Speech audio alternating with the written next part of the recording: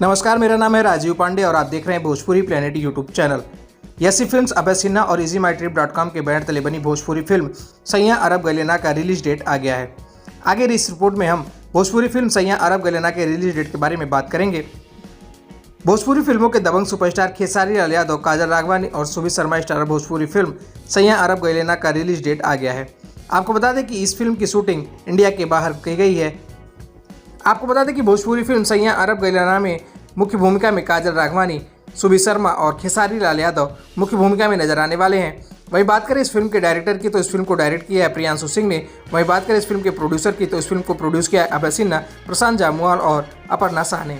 चलिए अब जाते जाते आपको बता दें कि भोजपुरी फिल्म सैयां अरब गले ना को कब रिलीज किया जाएगा। तो आपको बता दें कि भोजपुरी फिल्म सैयां अरब गले ना को होली के शुभ अवसर पर ऑल ओवर इंडिया में रिलीज किया जाएगा। फिलहाल आपको ये जानकारी कैसी लगी हमें कमेंट बॉक्स में अपनी राय लिखकर जरूर बताएं। वीडियो अच्छी लगी तो वीडियो को लाइक करें, शेयर करें और दबंग सुपरस्टार खेसारी लाल यादव, काजल राघवानी और सुबीर शर्मा से जुड़ी ऐसी तमाम खबरों के लिए हमारे चैनल को सब्सक्राइब करके बेल नोटिफिकेशन जरूर दबा लें। शुक्रिया।